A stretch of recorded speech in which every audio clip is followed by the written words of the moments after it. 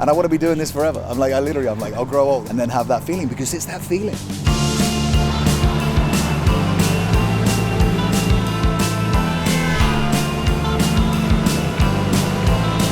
I've always been like the biggest fan of Porsche. You know, I've spent 25 years in Los Angeles, and as a young actor, I was given a lot of cars to drive.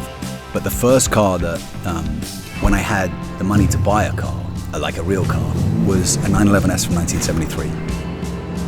I lived in Malibu, where I could drive in the canyons and really rip round the corners and have a good time, you know.